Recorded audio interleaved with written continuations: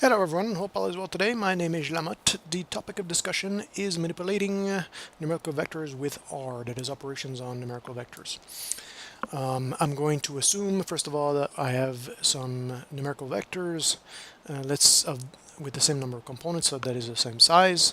One will be called x, the other one is y, and then I'll have a scalar, which is essentially a numerical vector of size 1 with one component. And we will go through a series of examples where we manipulate these vectors by performing some operations like addition, multiplication, division, and so on, even applying a log, and so on. So I'll go through this example with some real numbers. Okay, and so first of all, I'm going to define my two numerical vectors. One will be called x, the other one y. The assignment is done with the equal sign. And then c allows me to combine values together to construct a numerical vector. And so let's say my first vector is called x, and then I put some vectors, assign some vectors to x, some values, sorry. So I have 10, I have 100, I have 2, I have 5, 16. And so here I have a vector of size 5. So here, for example, if I use my function length of x, I see that I have 5 components. I can also define a vector called y of the same length. So instead of using x, I'm going to call it y. And let's say I have 1, 0, minus 2, 1, 0. And then if I compute the length of y, we see that y also has the same number of components of x. And so this means that we can add x with y, we can multiply them together, we can divide one by the other. So for example, if I do, here I'll display x and I'll display y. So if I do x plus y, these operations are done component-wise. This means component by component. So I get a new vector the same size where the first component is the addition of the first component of x with the first component of y, so 10 plus 1. And then what is the second component? Well, this addition of the two components, which are, the two second components in x and y, so 100 plus 0. Third components are 2 and minus 2, so when I add them together I get 0, and so on. If I use the star, this is a product. So now I'm multiplying component-wise the values in x and y. So for example, first components are 10 and 1, so the product is 10. Second components are 100 and 0, so the product is 0, and so on. We can also divide one by the other. So if I do x divided by y, I now have the components of x, which are divided by the components of y, component-wise. And so notice that in the second component of my division, I have inf. Why is that? So if I display x and y, so what is the second component? Well, it's 100 divided by 0, which is not defined, and R will actually call it inf. Okay. Now, we can also combine a vector with a scalar. So a scalar is just a vector of size 1. So for example, if I define a as 2, this is just a numerical vector. So if I get this length, oops, not of x, but of a, I get the length of 1. I can ask R, well, is a vector? So is vector. Yes, so it's true. So it is a vector. Is it numerical? So is it a numeric? And our answer is true. So a, that I display here, which is just a number 2, is a numerical vector, but it's of size 1. So this is called a scalar. And then I can combine a scalar with a vector, so I'll display x again, together in order to get a new vector.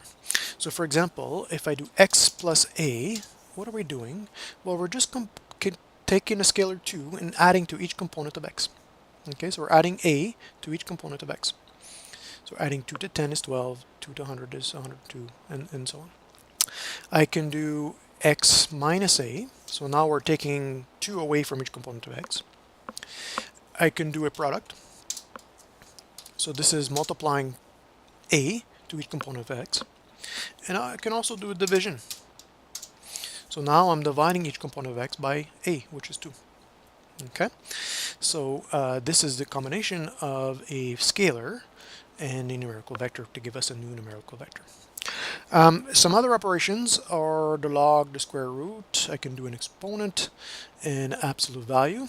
Okay, so here let's start with the absolute value.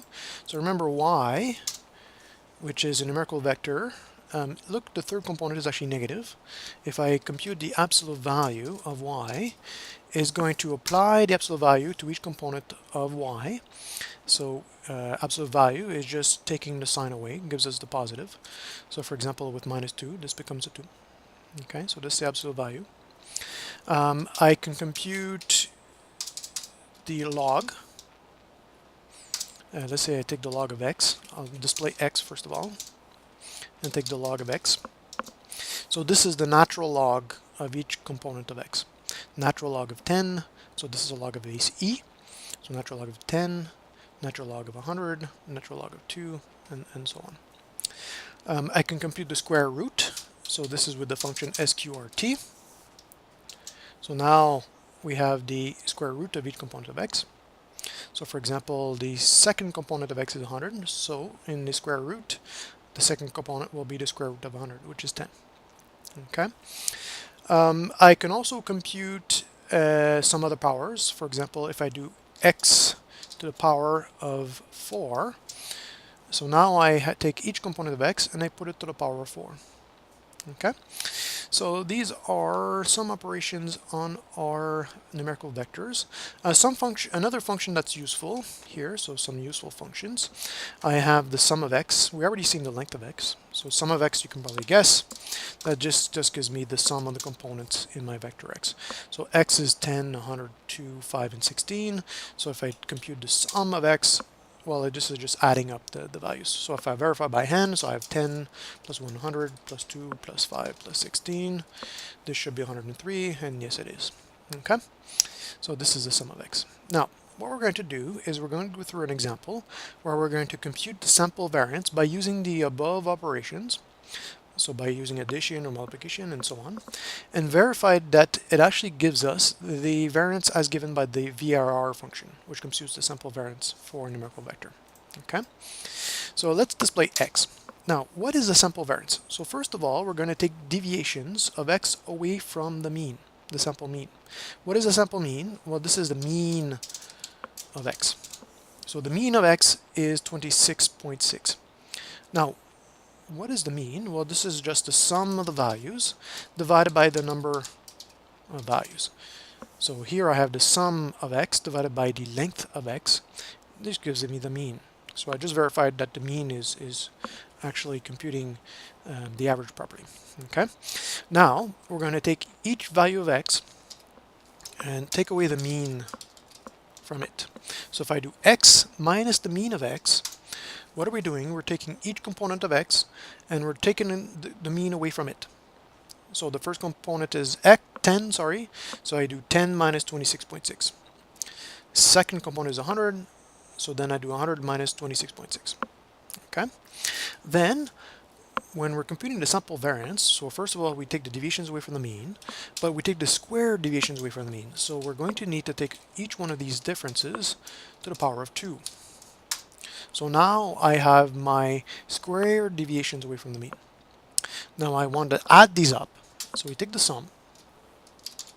So now I have the sum of the square deviations away from the mean. And then we're going to divide this by n minus 1. So the sample size minus 1. So I divide by the length of x minus 1. And this should be my sample variance. So let's verify VAR of x, which is supposed to compute the sample variance for this numerical vector. So VAR of x, yes indeed, it computes the same value, which is 1711.8. All right, so this is manipulation of numerical vectors with R. So have a good day.